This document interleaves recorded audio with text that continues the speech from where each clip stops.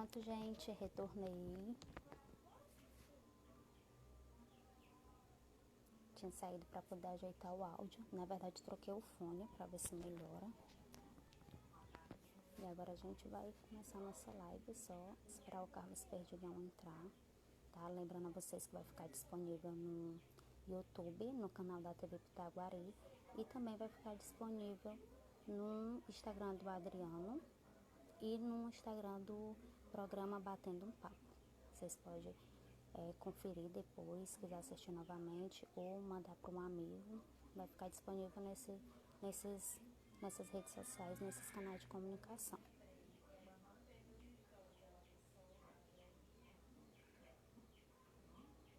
Vocês passem para mim se o áudio melhorou, se tá baixo ainda, como é que tá o áudio.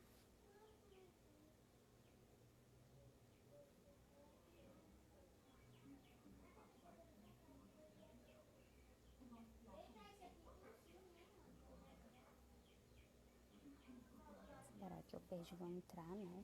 A gente vai bater um papo com ele sobre a importância da escrita, da leitura e da oralidade em tempos de pandemia, né?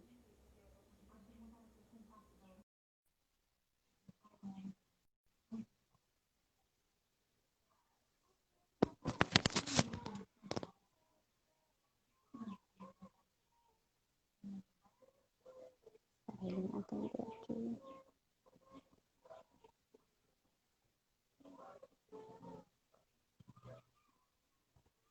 Gente, vocês estão acompanhando as lives, estão gostando? Dê retorno a gente se vocês estão gostando. Também dê sugestões de temas, para a gente poder estar sempre buscando assuntos que vocês estejam interessados, curiosos em saber mais, né? Ter mais informação.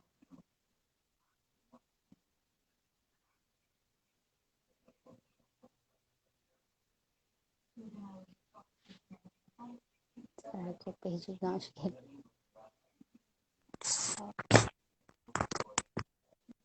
Olá! Olá, Georgiane! Tudo bem? Tudo massa, tudo tranquilo, viu? O áudio tá Muito bom, bom? Tá, o áudio tá bom sim. Pronto. Coisa boa tá com você aqui, viu, minha amiga? É que digo, né? A gente tentou 2 vezes, mas aconteceu alguns imprevistos, mas hoje deu certo. Com certeza, com certeza. Massa, Então, coisa vamos boa. começar aqui nossa conversa. Assim, para Bora. começar, eu vou abrir com uma pergunta aqui que eu até ouvi esses dias, as pessoas perguntando, e eu ouvi também numa série que eu participei com o Pedro Bial, que era O Poder da Escrita. E a pergunta era o Certo. seguinte: qual a importância que a leitura assume nesse momento? Ok, pergunta bacana, viu?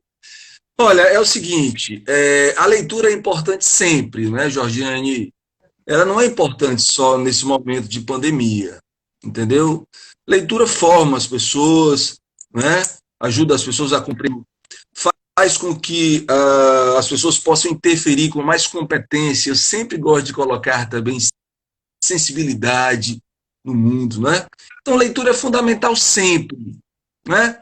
Leitura é fundamental sempre e também é fundamental até quando a gente não sabe ler, né?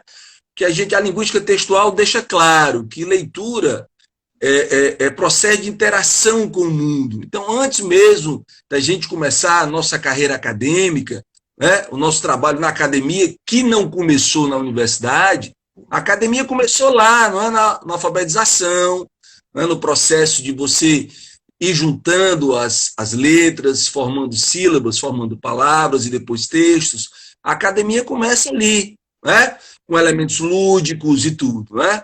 Então, na verdade, leitura é importante sempre, porque ela faz com que a gente possa interagir, não é, com o mundo, tá Inclusive, certo? né, falou em alfabetização, me fez lembrar.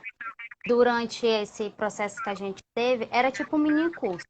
Aí uma pessoa falou no grupo assim, gente, no processo de alfabetização, vocês ouviam Sim. também que é importante aprender a ler para escrever ou ensinaram vocês a primeiro a escrever? Aí ela perguntou lá se existe uma diferença no processo de leitura e escrita. Aí eu queria Olha, trazer essa discussão também. é, ok. São processos complementares, né, minha amiga Georgiane? Né? São processos complementares, leitura e escrita. Obviamente que são interferências, assim, por assim dizer, diferentes, né? Porque a leitura tem a ver com o nosso processo de decodificação, tá certo? E a escrita, ao contrário, tem a ver com o processo de codificação, né? Então, você decodifica para codificar. Obviamente, quando a gente está ainda, não é, naqueles nossos primeiros momentos de vida, quando a gente é bebê, que você começa a interferir, não é, com a primeira célula social, que é a família, não é? Você começa a compreender, né, que você é o neném, que você é o bebê, né, que você é o neném do papai, a neném da mamãe, por assim dizer. E aí você começa a compreender que naquele espaço ali, você começa a elaborar leituras e a compreender que vai ouvir palavras, né? Vai ouvir historinhas, vai interferir, muitas vezes com a presença da mãe, né? Nessa coisa das narrativas, e vai entendendo que o universo vocabular vai se colocando ao lado das gravuras, né? Vai como um complemento de gravuras e tudo. Obviamente que no começo tudo é muito lúdico, tudo é brincadeira, nada sério, né? Mas realmente são processos que, apesar de serem diferentes, são ao mesmo tempo complementares, né? Porque a escrita ela vai surgir quando a academia, né, quando os nossos estudos vão se desenvolvendo cada vez mais, né? E aí você vai codificando o mundo.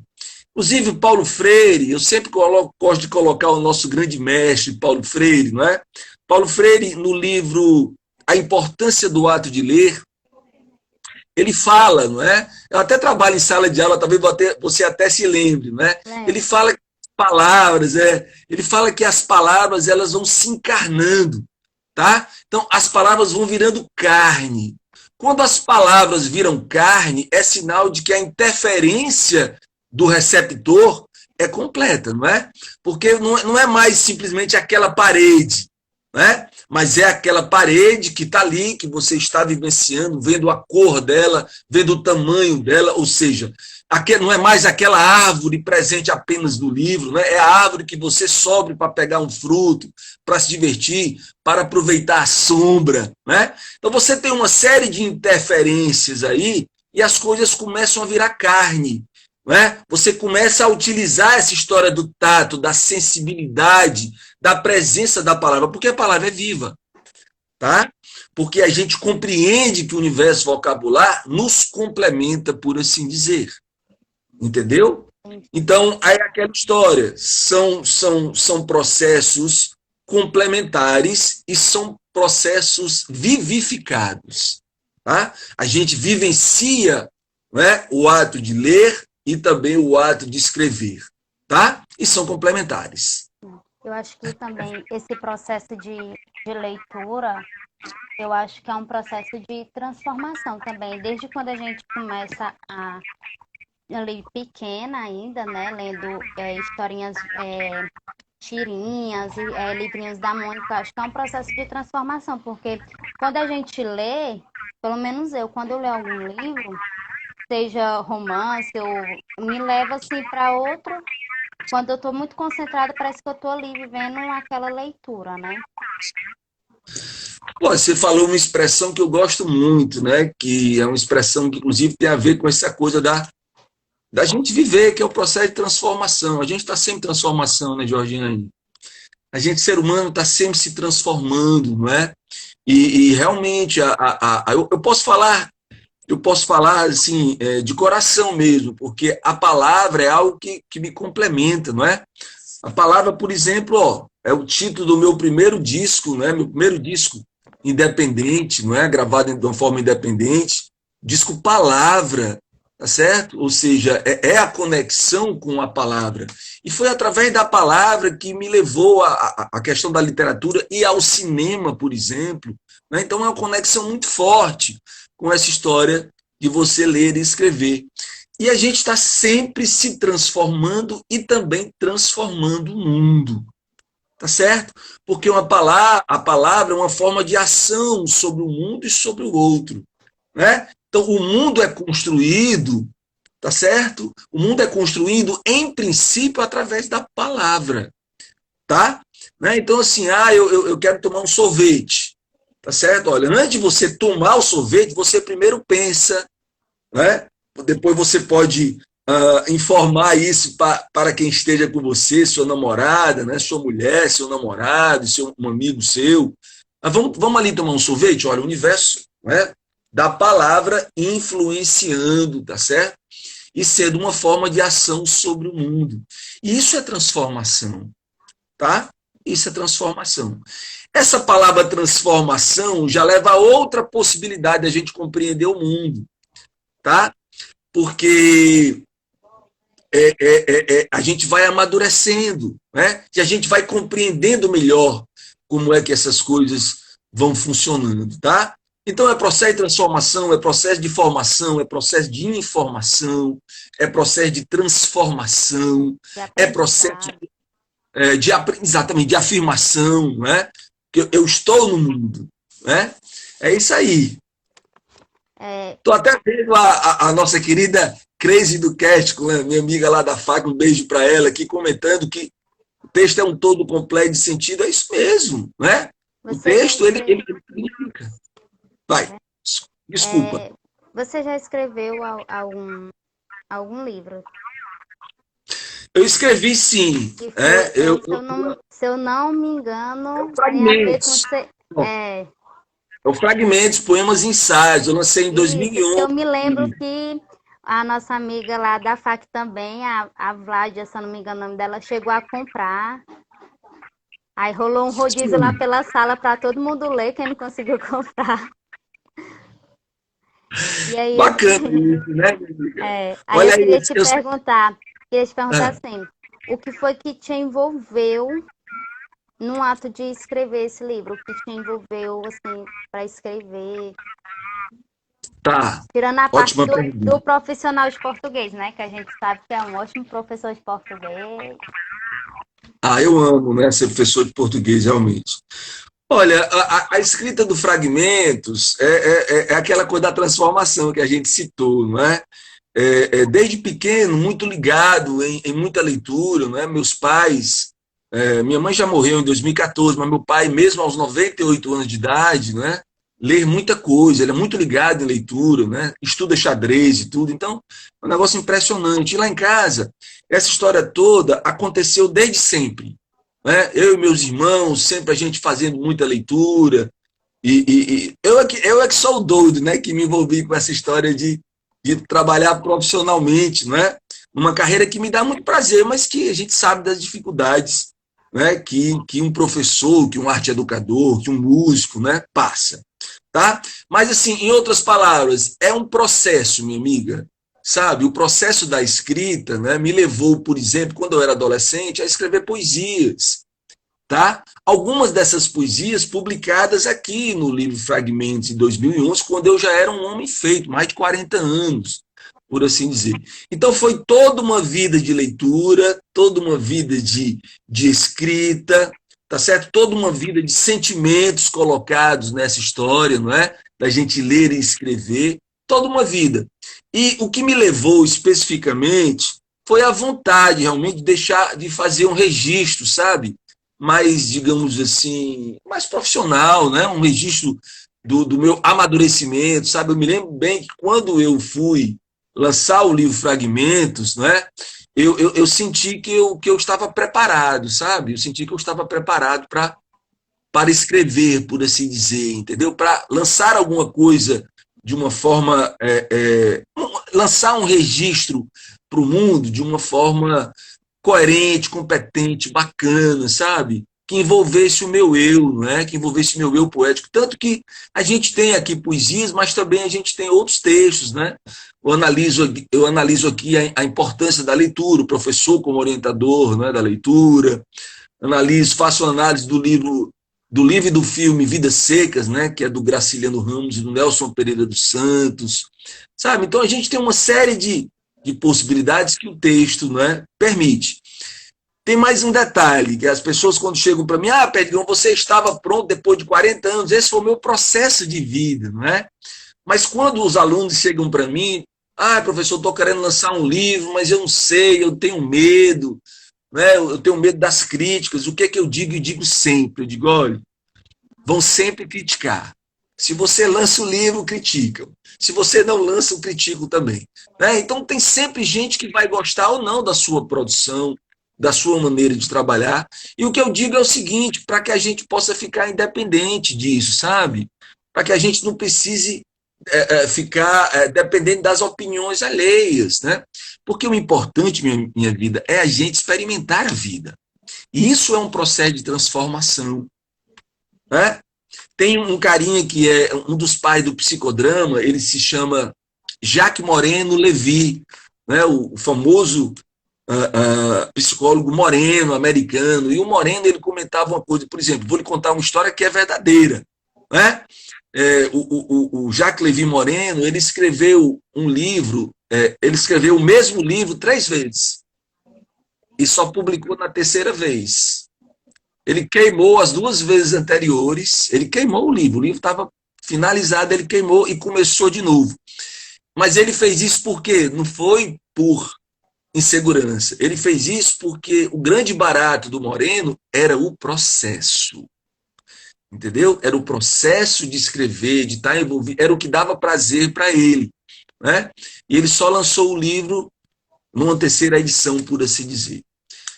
Um negócio muito forte isso, né, não, Georgiane? Que Muito a gente não forte espera mesmo. que aconteça, né?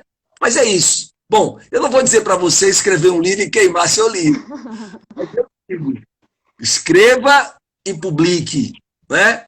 E faça com que o seu texto possa transcender, possa se transformar a você e ao mundo. É, além de professor, escritor, também é músico, né? Quem conhece sabe aí que é músico. E aí eu queria Sim, saber assim, andam junto, né, as duas coisas, essa questão de escrever, compor. sim.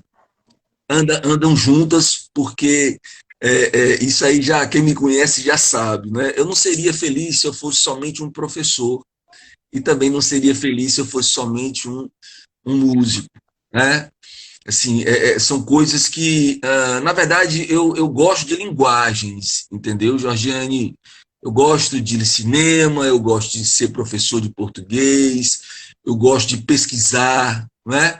Eu gosto de ler muita coisa, eu gosto de trabalhar com literatura, eu gosto de dominar aspectos da pedagogia também, sabe? E tudo isso faz com que eu muito obrigado a Cláudia aqui, a Cris do Cast também me elogiando, Marcos Gomes, eu agradeço muito aqui a vocês que estão presentes, né? Tudo isso faz com que eu possa interferir no mundo, sabe? Com as coisas que eu acredito, entendeu? Né? Eu acredito nessas minhas interferências, sabe? Então, assim, mas Perdigão, e aí, o que é que você é? Eu me resumo dizendo o seguinte, minha amiga, eu sou um arte educador, né? Eu acho que arte é educar. Ser arte educador me resume bem porque é aquela coisa, é o professor que faz arte e o educador que ensina, entendeu? Né? O professor Eu que acho, faz arte e o educador que ensina. Por aí. Isso me resume. eu acho esses processos que a gente está falando, né, a escrita, a leitura, é tão importante na nossa vida porque quando a gente lê, a gente obtém informação. Quando a gente escreve, a gente transmite as informações que a gente tem e faz com que a gente saiba conversar com a pessoa, que a gente tenha diálogo, que quando a gente entra em um debate, a gente tem embasamento para falar, não, ó, é assim, assim. Eu acho muito importante esses processos na vida da pessoa. Não tenho dúvida. né? Não tenho dúvida. Olha, a leitura e a escrita fazem com que a gente interfira com mais competência no mundo, daquilo que eu falei, né? Aumenta o nosso poder de interferir, aumenta a nossa compreensão, aumenta o nosso capital cultural.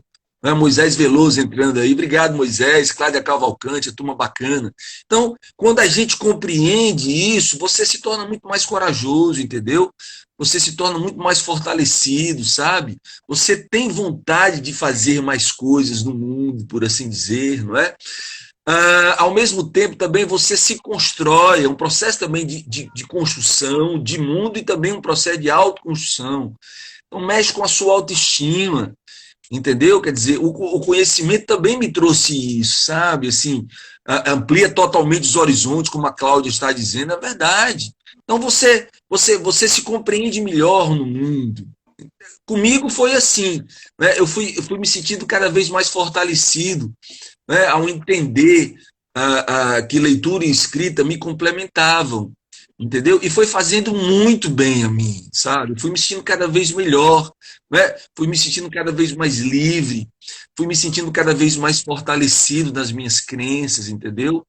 Né? Assim, e nessa história toda, olha, eu já, assim, entrevistas comigo, matéria de jornal, sabe, assim, eu já chamei a atenção de muita gente, entendeu? Já fui tocar fora daqui também, né?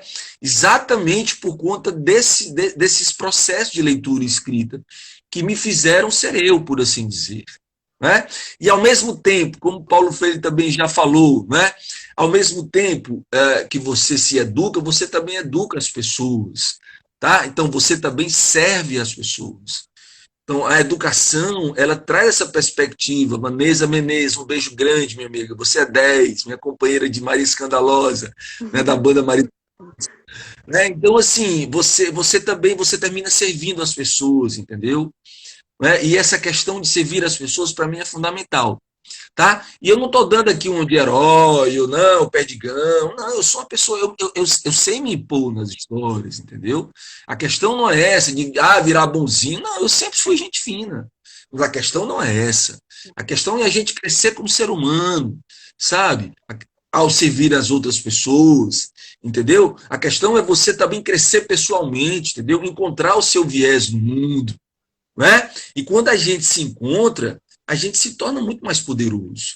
E esse não é o poder da violência, é o contrário, é o poder da gentileza. Né? É o poder de ser gentil. Muito obrigado, Ednardo. É o poder de ser gentil, sabe? É o poder da gentileza. Né? Violência gera violência, esquece isso. Né? Gentileza deve gerar gentileza. E a arte serve. A arte deve ser algo gentil. A arte deve ser algo de construção. Né? A arte, Você está entendendo? a arte muitas das vezes tira a pessoa daquele meio violento. Exatamente. A Muitas das vezes educação não, também. sempre, né? Né? Sempre assim. A Exatamente. educação. Educação gera educação, educação gera gentileza. A arte também é uma relação, sabe, minha amiga Georgiane? É uma relação, porque tem relação que é perde e ganha. Essa é uma relação de ganha-ganha. Não tem quem perca. Quanto mais você lê, quanto mais você escreve, em épocas de pandemia ou não, é uma relação de ganha-ganha. Você pode até não gostar daquele livro, né? Você pode até não gostar, mas ainda que você não goste daquela leitura, essa leitura vai servir a você para que você possa compreender, entendeu? A virgular uma palavra, a acentuar uma palavra. Então eu estou ali no médico, né? Eu estou ali no dentista. Tá, pega ali uma revista qualquer, essas revistas de bobagem mesmo, de fofoca que tem, né? Nem lembro o nome dessas revistas. Mas assim, você pega ali, você está passando.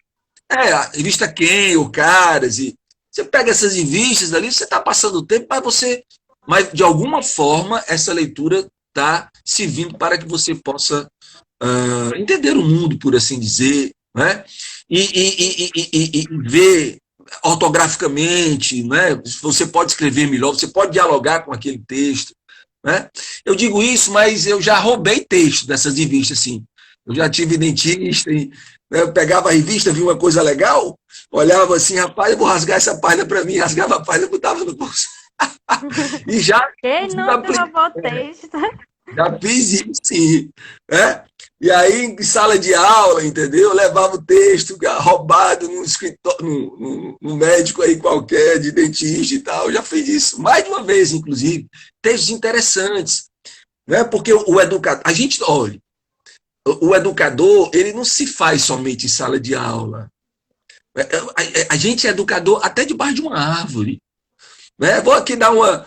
Sabe que eu sou meio doido, a gente é educador até fazendo amor. É mesmo. Entendeu? Pense aí o que você quiser, como é, né? Como é que você vai educar fazendo amor? Mas é capaz da gente, né? É capaz da gente fazer amor e ser educador também, ou estar se educando ali, por assim dizer, né? Porque no ato de amor, o ato de amar também gera gentileza, né? Também tem o outro, tá? E a língua, eu estou falando da língua, eu estou falando da língua, não a língua da boca. Eu estou falando na língua, não é? E a língua, ela, quando ela começa a se desenvolver, não é? Quando a oralidade ela começa a se desenvolver na história do ser humano, a língua ela servia, ela passa a servir as pessoas em relação ao outro. Então é a questão do outro. Então tem linguistas que falam, que dizem que o ato de falar e de escrever é também, sabe? É também valorizar o outro, é também amar o outro. Né? Então é pensar no seu comum. Inclusive a palavra comunicação veio daí, minha amiga. Comunicação é a ação de tornar comum. Tá? A ação de tornar comum aquilo que você quer dizer, seja na oralidade ou seja na escrita. Então é pensar no outro. Né? Pensar no outro é valorizar o outro também, por assim dizer. Independente de pandemia ou não, né? A gente vê que com isso de pandemia, graças a Deus está tendo esse amor ao próximo, né? Espero que isso permaneça quando tudo passar, que as pessoas continuem mais solidárias em ajudar o próximo, seja desde o pequeno, de algo mais simples, de atravessar uma senhorinha na rua até algo grandioso. Com certeza. Né? Eu já li uns 3 livros desde que começou essa pandemia, né? E já reli também alguns outros também. Né? E assim, o que a gente espera, na verdade, é que essa pandemia passe, não é para voltar ao que era, tá? Mas que a gente tenha a possibilidade de um mundo novo. Né? Existe um filósofo aí da atualidade chamado Dijak, né? Dijak, né? É com Z, mas se fala Dijak, né? E ele comenta que o mundo precisa de um novo mundo. E na formação de um novo mundo está a presença de um novo ser humano. Né? Então, a gente pensar no mundo, pensar em um mundo novo, é também pensar, não é, num ser humano novo, entendeu? Um ser humano mais educado. É também pensar no mundo que precisa ter justiça social. Né? Aliás, eu entendo que democracia é isso, democracia é democracia social. É a gente lutar para que as pessoas possam ter.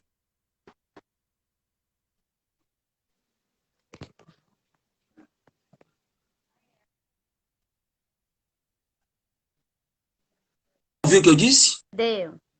Deu, né? Então, essa fundação do novo mundo passa pela fundação de um novo ser humano, sabe? É isso. Só para completar, eu sei que eu falo muito, se você não parar, eu não paro. É, eu tenho a UES é a minha segunda casa, né? A minha formação passa pela UES, sabe? E foi na UES que eu compreendi a ver o mundo, né? De uma forma mais gentil, inclusive, o ato de educar também. Foi lá que eu descobri, lá mais de 20 anos atrás, foi lá que eu descobri Paulo Freire, Marcos Bagno, descobri Foucault, né? Descobri essas pessoas, Platão e Fiorin, né? Quer dizer, descobri uma turma de Marisa Lajolo, uma turma que pensa no mundo de uma forma mais humana, né? De uma forma mais educada, sabe? E lá eu comecei a me posicionar politicamente, já era uma pessoa, eu sou um cara de esquerda, né? Eu sou uma pessoa realmente que pensa numa situação social muito mais com muito mais justiça, né? E vejo que a gente era para ser rico. E eu estou falando sobre dinheiro, né? A gente era para ser rico. Tem muitos poucos ricos no Brasil, entendeu? Uma concentração de renda muito grande. A gente poderia ter muito mais milionários nesse país, A tá? educação poderia ser melhor, né? Também, tá óbvio. Mas eu não Cultura, costumo colocar, arte. eu não costumo colocar como responsável pelo que acontece aí nos educadores na educação, não, sabe, Georgiane? Porque eu vejo que tem muito educador passando coisas muito difíceis, né? Violências, inclusive, sabe? Óbvio, existem bons educadores e maus educadores, né? Sob diversos prismas e possibilidades, né? Mas você ter uma educação interferente que faça com que as pessoas possam crescer, com certeza passa por educadores competentes. Né? Eu tive educadores competentes, entendeu? Né? Eu não posso esquecer da Nucácia Araújo, não posso esquecer do João Batista, do Ruberval Ferreira, essa turma, sabe? Esses foram os meus mestres da UES, né? E é gente que eu faço questão de, sabe, assim, de bater palma, entendeu? De agradecer, sabe? Do mesmo jeito que eu percebo como a sua turma gostou de ter aula comigo, né? As referências que a gente tem, não é? O carinho que vocês têm comigo, sabe? Você, o Adriano, o pessoal da FAC de uma forma geral, passei 13 anos naquela casa, né? Gosto muito da FAC, quero vê-la crescer, inclusive. Eu Ave fico Maria, dizendo, quando você saiu da FAC, a gente tinha mudado de campus e a gente não sabia bem quem ia continuar, quem tinha saído, a gente não sabia ainda quase nada, né? A gente estava retornando. E aí chegaram pra gente e falaram: vocês não sabem, o Perdigão saiu. A gente, como assim o Perdigão saiu? Tantos anos, eles não têm nem como pagar as contas do Perdigão. Todo mundo ficou meio, melhor professor saiu. E aí foi falando, né, que a gente. Ave Maria, todos os professores que passaram, né, quando eu estava lá na FAC, os que me ensinaram muito, eu super admiro todos, porque quando eu falei que ia para uma faculdade particular, eu ouvi muito assim: ah, particular os professores não estão nem aí, porque eles querem saber se estão recebendo. E aí eles vão chegar lá e vão escrever qualquer coisa no quadro e mandar tu ler lá o texto na apostila. Eu ouvi muito isso, né? Que faculdade sim, particular, os professores eram assim. E aí eu entrei na FAC, e aí primeiro dia de aula, no segundo eu já disse, não, a FAC não é assim. Os professores não são assim, porque eles cobram. O Perdigão, ele faz sim. leitura em círculo, cada um tem que ler um parágrafo. É que nem no ensino fundamental lá, que cada um tinha que ler um parágrafo. Aí eu disse para minhas amigas, né, que elas falavam, e minhas amigas do ensino médio, eu falei: gente, a FAC não é assim, não sei as outras, mas lá na FAC não é assim. Lá na FAC é bem assim, tem que ler e tal. Aí quando a gente passou pela Dalu, né, tá vendo como a FAC não é? A Dalu faz a gente ler lá na frente a crônica, a Dalu cobra as atividades. Eu não é assim, então eu admiro todos, porque a gente escuta, né, muito isso, de que na Sim. particular os professores não estão nem aí. E não foi isso que eu encontrei Olha, na FAC. eu vou te dizer uma coisa que me disseram muito, tá certo? E aqui, nada contra a instituição, ao contrário, eu amo a FAC, vou continuar amando a FAC, não é? Por ter me permitido, eu ajudei a construir a FAC. E outros professores, Marcos Gomes, que estava aqui presente, não é? Não sei se continua, mas já esteve aqui presente, tudo. Eu ouvi falar isso muito, entendeu? Que o que tinha de melhor na FAC eram os professores. E eu A gente falou discordava. isso muito. A gente falou isso muito na troca de equipamento, que os alunos Sim, queriam pedir transferência por conta do local, que era muito distante. Mas assim, a gente dizia, não vamos porque os professores seguram a gente aqui. A gente não vai por causa dos olha professores. aí. Pois é, você é mais uma que repete isso. Só que eu dizia o seguinte, eu digo, olha, a FAC, os professores podem ser, tudo bem, o que a FAC tem melhor são os professores, mas também os alunos, entendeu? Porque vocês faziam a FAC. Então eu sabia, olha, quando eu vou entrar em sala de aula, né, não no primeiro dia, eu não sei, para quem eu vou trabalhar, mas quando eu vou dar uma aula, eu fico pensando nas pessoas.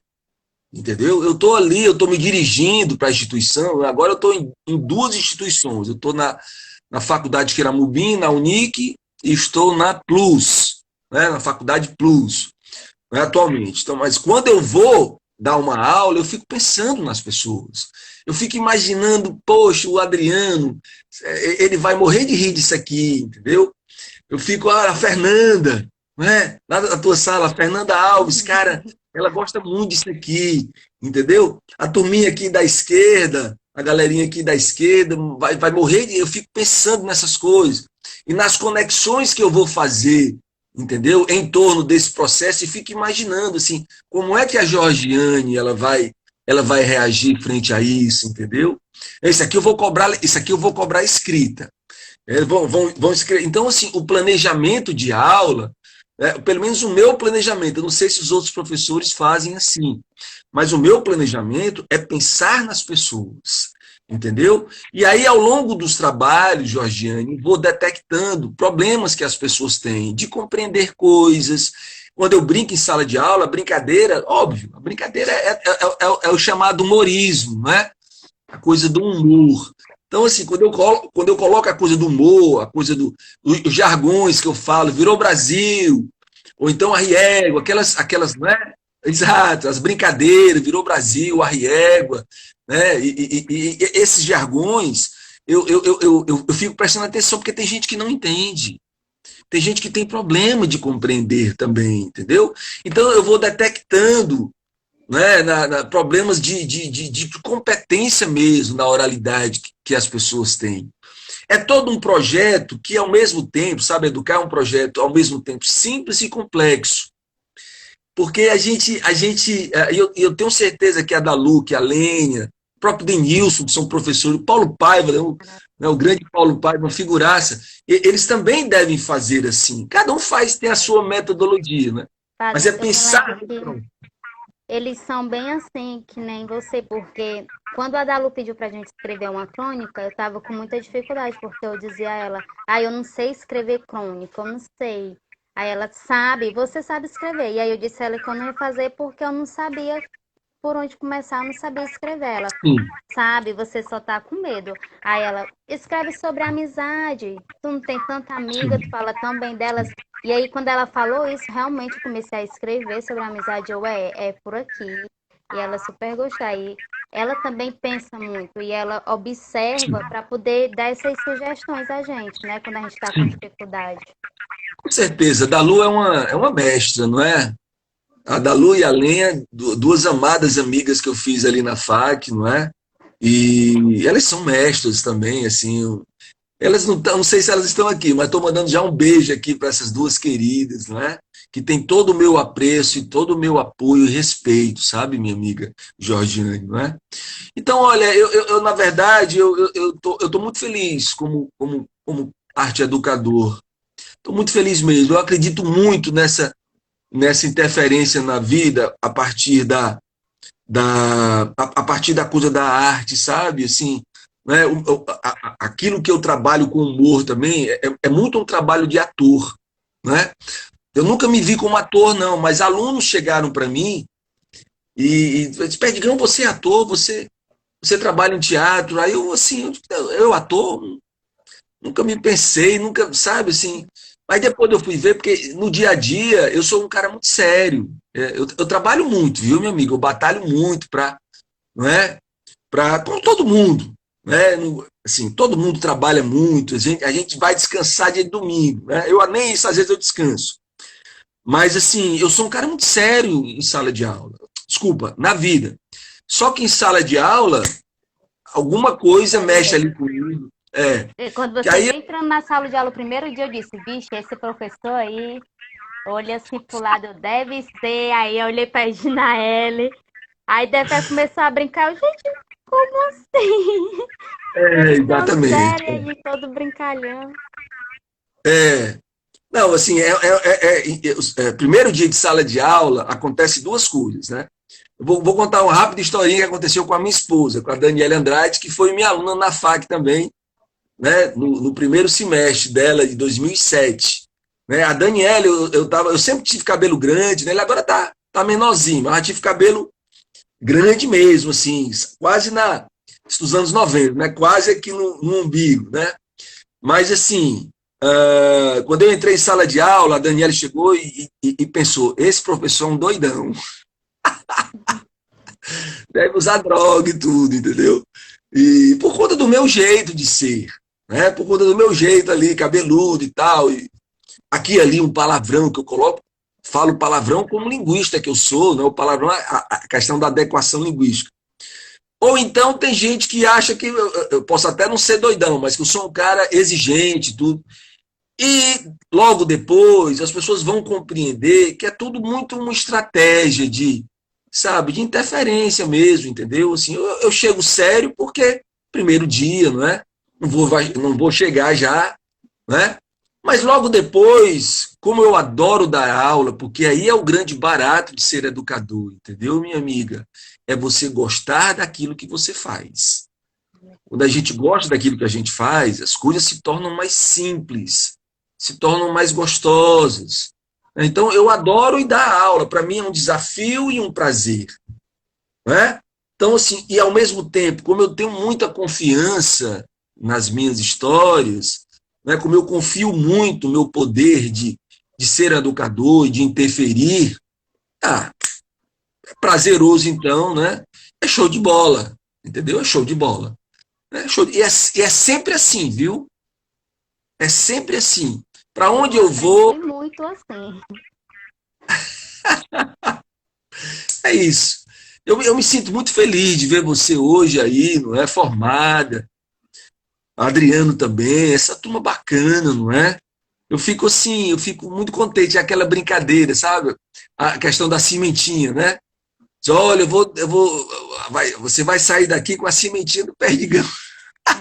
Fez parte, né, desse ciclo da gente de formação, de aprendizado. Quando a gente Exatamente. escolheu a nossa profissão, né? Vocês tudinho que foram, nossos professores lá na FAC fez parte disso. Pois é, exatamente. Então é a cimentinha do perdigão, da Lu, da Lenha, né? Dos professores da Clícia, né? Do Emerson, do Lenildo, toda essa gente boa que fez parte do processo de formação de vocês, não é? E é isso, minha amiga. E pronto, para encerrar, eu vou pedir assim dicas de como melhorar na leitura e na escrita, tanto para gente adulto como para criança, porque a gente estamos passando por um momento que tudo na internet a gente escreve de qualquer jeito, sem vírgula, e isso acaba virando um hábito, um costume, e a gente vai lendo menos livro, às vezes, e começa a se esquecer de escrever corretamente e acaba usando essa linguagem da internet nos Tá. textos, nessas coisas. Aí eu quero Olha, dicas aí pra gente melhorar. tá certo. A primeira dica que eu vou dizer é o seguinte: a linguagem da internet, ela não tem o menor problema, desde que ela seja usada na internet. Ok? Então, você escrever o pronome você com VC ou então com C, não tem problema nenhum. Você está ali numa mídia social, você está ali no Instagram, você está no Facebook. É perfeitamente possível, nesse suporte, que você possa escrever assim, não tem o menor problema. Agora, você vai escrever um outro gênero textual, né, uma carta, ou mesmo um TCC, né, os textos que vão circular de outras maneiras, aí você precisa ter competência, sim, para escrever de uma forma, né, adequada. A questão da adequação linguística aí. Né? Então, como é que a gente escreve de uma forma adequada? Fazendo leituras variadas. Eu estou falando enquanto adulto, já eu falo da criança. Elaborando, fazendo leituras de diversos gêneros textuais. Aí, lembrando as nossas aulas, o que é um gênero? Aquele texto que se concretiza a partir dos objetivos que o autor tem ao comunicar. Então, se eu quero dizer que eu amo a minha esposa, eu não vou escrever um cheque. Se bem que tem esposa que gosta, né? Olha, esposa, eu te amo. É brincadeiras à parte, não é? Brincadeiras à parte, se eu quero dizer que eu amo a minha esposa, eu não vou escrever um romance. Eu vou escrever uma poesia, um bilhete, ok? Tá? Não é se eu preciso, se eu quero contar um texto engraçado, eu vou para uma piada. Se eu quero escrever um texto informativo, eu vou para a notícia. Então, cada texto precisa ter o que dizer. Aquelas três coisas, o que dizer, como dizer e para quem dizer. Você precisa ter o que dizer. Né? Você precisa também ter o para quem dizer. Para quem que eu vou? Ó, lembra eu planejando a aula, pensando nos alunos? É o para quem dizer. Né? Poxa, a Georgiane, o Adriano, a Fernanda, a turminha lá, né? Como é que eles vão reagir a isso aqui? Eu ficava pensando, imaginando. É o para quem dizer. E o como dizer. Como é que eu vou dizer? Né? Como é que eu vou dizer? Eu vou dizer desse jeito ou vou dizer daquele outro jeito? Você precisa definir, não é? Ao mesmo tempo que você tem essas três coisas, você também precisa planejar seu texto, depois você vai escrever e precisa revisar o texto. A etapa da revisão é fundamental. Eu tenho certeza que quando você planejou essa live aqui comigo, você planejou e deve ter cortado perguntas, deve ter acrescentado perguntas, você revisou, né, a sua lista de coisas que ia me perguntar. Entendeu? Então, assim, o que dizer, como dizer, para quem dizer, e aquelas três coisas. Planeja, executa, escreve e depois revisa. Isso são coisas fundamentais. Tá? Na escrita de um adulto.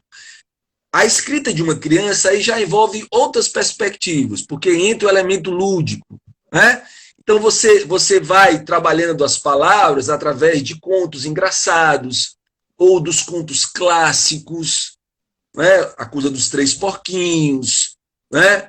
A Chapeuzinho Vermelho, quer dizer, o elemento lúdico ele entra como uma estratégia de interação, né? Porque a criança ela está em processo de formação.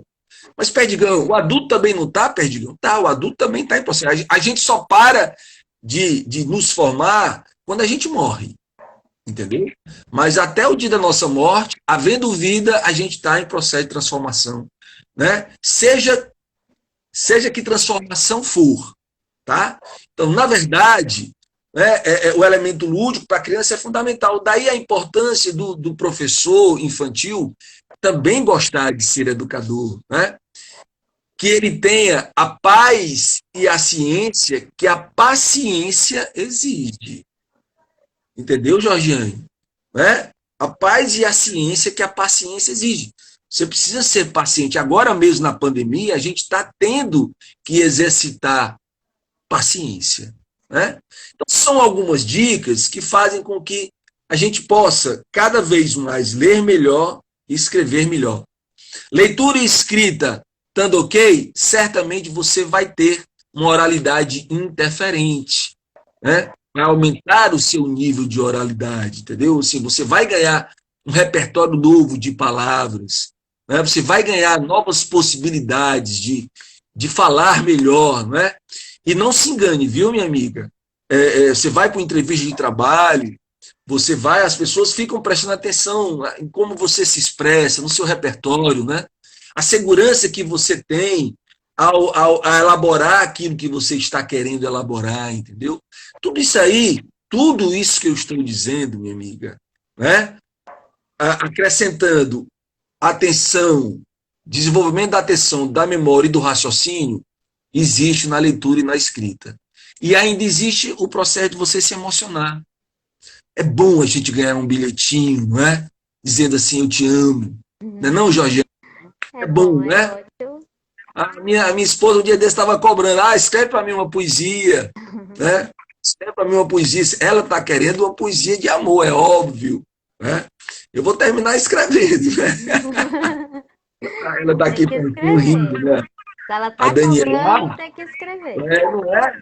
É porque ela me viu escrevendo algumas outras coisas e tal, algumas outras poesias e tudo. Eu sou ligado na palavra 24 horas do dia, minha amiga. Assim como qualquer ser humano. Né? Porque até quando a gente dorme, a gente sonha.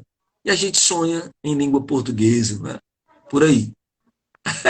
Pois tá, foi ótima a conversa. Muito obrigada. Georgiane, eu queria dizer duas coisas mais, rapidamente. A primeira coisa é uma poesia do Paulo Leminski, o poeta curitibano, né, Paulo Leminski, que a poesia todinha é isso aqui, o nome da poesia é Incenso Fosse Música. Incenso Fosse Música. Ele diz o seguinte, o Paulo Leminski: isso de ser exatamente o que a gente é, ainda vai nos levar além. Ok? Então, quando a gente eu sou educador, eu sou músico, você é jornalista, quando a gente isso faz com que a gente vá além. E além, bom, aí o além cada um decide, né? Qual é o além? É o além de quê? Né? Mas quando a gente ainda vai nos levar além. E eu acho muito bacana, eu estou sempre utilizando essa expressão do Paulo Leminski. E a outra coisa, minha amiga, é o seguinte, é divulgar minhas mídias sociais. Eu estou no Instagram como Carlos Perdigão, não é? Eu também tenho um site. O site tanto tem meu disco quanto tem meu livro, né? O site é carlinhosperdigão.com.br, tá certo? Pronto. Eu queria demais agradecer, né, Eu que esse agradeço. nosso encontro, agradecer Confesso que demais o fiquei nosso. nervosa. Eu disse, rapaz, eu nunca fiquei nervosa. E agora eu tô nervosa. O que é isso? Aí eu, né, porque foi meu professor, me ensinou. E aí a gente fica meio. Tem que dar tudo certo, porque ele foi meu professor. Foi meu mentor ali me Olha, ensinando as coisas. antes de ser professor, sou seu amigo, viu? Né? E você conta comigo sempre. Você sabe disso. A Adriano também sabe disso. Né? Turma, quem trabalha comigo sabe disso. Somos amigos. Isso é que é o bacana. Muito obrigado. Um beijo grande para você. Beijo. Né? Felicidades. A gente vai se falando. Vamos sim. Até a próxima. Até. Valeu. Tchau, tchau. Tchau. Gente, foi isso. Espero que vocês tenham gostado. Sigam aí o Instagram dele, Carlinhos Perdigão. Uma ótima pessoa, um ótimo profissional. E é isso. Até a próxima.